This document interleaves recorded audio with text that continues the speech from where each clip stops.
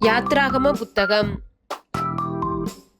யாத்ராகம புத்தகத்தில் கூறப்பட்டுள்ள திரைச்சீலையும் அதன் கேள்வி பதில்களும். திரைச்சீலையானது இளநீல நூலாலும் இரத்தாம்பர நூலாலும் சிவப்பு நூலாலும் திரித்த மெல்லிய பஞ்சு நூலாலும் செய்யப்பட்டது. இந்த திரைச்சீலையில் விசித்திர வேலையாய் செய்யப்பட்ட கேருபீன்கள் வைக்கப்பட்டது. இந்த திரைச்சீலைக்கு சீத்தி மரத்தினால் செய்து பொன்தகட்டால் மூடப்பட்ட 4 தூண்கள், அந்த தூண்களிலே இந்த திரைச்சீலை தொங்கவிடப்பட்டது. அந்த 4 தூண்களுக்கும் 4 வெள்ளி பாதங்களும் அவைகளின் கொக்கிகள் பொன்னினாலும் செய்யப்பட்டது. கொக்கிகளின் கீழே இந்த திரைச்சீலை தொங்கவிட்டு சாட்சி பெட்டியை அங்கே திரைக்குள்ளாக வைக்க கர்த்தர் மோசேக்கு கட்டளையிட்டார். இந்த திரைச்சீலை பரிசுத்த ஸ்தலத்திற்கும் மகா பரிசுத்த ஸ்தலத்திற்கும் பிரிவை உண்டாக்கினது. இந்த திரைச்சீலைக்கு புறம்பே மேஜையும் குத்துவிளக்கும் வைக்கப்பட்டிருந்தது. மோசே கர்த்தர் தனக்கு கற்பித்தபடியே இந்த மறைவின் திரைச்சீலையை தொங்க வைத்து அதனுள் சாட்சி பெட்டியை மறைத்து வைத்தான். யாத்ராகமம் அதிகாரம் 26, 31, 32 வசனங்களில் கர்த்தர் சீனாய் மலையில் மோசேக்கு காண்பித்த திரைச்சீலையின் மாதிரி. யாத்ராகமம் 36 அதிகாரம் 35, 36 வசனங்களில் மோசே பெசலேலுக்கு கற்பித்தபடி அவன் திரைச்சீலையை செய்தது. அதிகாரம் 39, 34 வசனத்தில் செய்து முடிக்கப்பட்ட திரைச்சீலை மோசேயின் இடத்தில் கொண்டு வரப்படுதல். யாத்ராகமம் 40, 3, 21 ஆசரிப்பு கூடாரத்தில் திரைச்சீலை தொங்கவிடப்பட வேண்டிய இடத்தை கர்த்தர் கற்பித்தலும் மோசே அந்த இடத்தில் திரைச்சீலையை தொங்க விடுதலும். கேள்வி: இளநீல நூல், இரத்தாம்பர நூல், சிவப்பு நூல் திரித்த மெல்லிய பஞ்சு நூலால் செய்யப்பட்டது எது? பதில்: திரைச்சீலை. கேள்வி: திரைச்சீலையானது சீத்திம் மரத்தினால் செய்து பொன்தகட்டால் மூடப்பட்ட எத்தனை தூண்களில் தொங்கவிடப்பட வேண்டும்? பதில்: 4 தூண்களில். கேள்வி: திரைச்சீலையின் 4 தூண்களும் நிற்கும்படி அதன் 4 பாதங்களும் எதினால் செய்யப்பட வேண்டும்? பதில்: வெள்ளியினால். கேள்வி: திரைச்சீலையின் 4 தூண்களுடைய கொக்கிகளும் எதினால் செய்யப்பட வேண்டும்? பதில்: பொன்னினால். கேள்வி: திரைச்சீலையின் உள்ளே வைக்கப்பட வேண்டியது எது? பதில்: சாட்சி பெட்டி.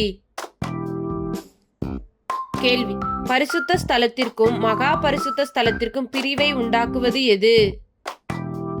பதில்: திரைச்சீலை. கேள்வி: திரைச்சீலைக்கு புறம்பாக வைக்கப்பட வேண்டியவைகள் எவை? பதில்: மேஜையும் குத்துவிளக்கும். கேள்வி: திரைக்கு புறம்பே வாசஸ்தலத்தின் தென்புறமாக இருக்க வேண்டியது எது? பதில்: குத்துவிளக்கு. கேள்வி: திரைக்கு புறம்பே வாசஸ்தலத்தின் வடபுறமாக இருக்க வேண்டியது எது? பதில்: மேஜை. யாத்ராகம புத்தகத்தில் கூறப்பட்டுள்ள தொங்கு திரையும் அதன் கேள்வி பதில்களும். இளநீல நூலாலும் இரத்தாம்பர நூலாலும் சிவப்பு நூலாலும் திரித்த மெல்லிய பஞ்சு நூலுமாகிய இவற்றால் சித்திர தையல் வேலையான ஒரு தொங்கு திரை கூடார வாசலுக்கு உண்டாக்கப்பட்டது. இந்த தொங்கு திரைக்கு சீத்தி மரத்தால் 5 தூண்கள் செய்யப்பட்டது. சீத்தி மரத்தால் செய்யப்பட்ட 5 தூண்களும் பொன் தகட்டால் மூடப்பட்டது. இந்த தூண்களுக்கு பொன் கொக்கிகள் உண்டாக்கப்பட்டது. இந்த 5 தூண்களுக்கும் 5 வெண்கல பாதங்கள் வார்ப்பிக்கப்பட்டது. யாத்ராகம புத்தகத்தில் தொங்கு திரை. யாத்ராகமம் 26, 36, 37 வசனங்களில் கர்த்தர் சீனாய் மலையில் மோசேக்கு காண்பித்த தொங்கு திரையின் மாதிரி. அதிகாரம் 36, 37, 38 வசனத்தில் மோசே பெசலேலுக்கு கற்பித்தபடி அவன் தொங்கு திரையை செய்தது. அதிகாரம் 39, 38 வசனத்தில் செய்து முடிக்கப்பட்ட தொங்கு திரை மோசேயின் இடத்தில் கொண்டு வரப்படுதல். அதிகாரம் 40, 5, 28 வசனத்தில் ஆசரிப்பு கூடாரத்தில் தொங்கு திரை தொங்க வேண்டிய இடத்தை கர்த்தர் கற்பித்தலும், மோசே அந்த இடத்தில் தொங்கு திரையை தொங்க விடுதலும். தொங்கு திரையை குறித்த கேள்வி பதில்கள். கேள்வி: இளநீல நூல், இரத்தாம்பர நூல், சிவப்பு நூல், திரித்த மெல்லிய பஞ்சு நூல் இவற்றால் சித்திர தையல் வேலையான எதை கூடாரத்தின் வாசலுக்கு உண்டாக்க வேண்டும்? பதில்: ஒரு தொங்கு திரையை. கேள்வி: தொங்கு திரைக்கு சீத்தி மரத்தால் எத்தனை தூண்கள் செய்து அவற்றை பொன் தகட்டால் மூடி அவைகளுக்கு பொன் கொக்கிகளை உண்டு பண்ண வேண்டும்? பதில்: 5 தூண்கள்.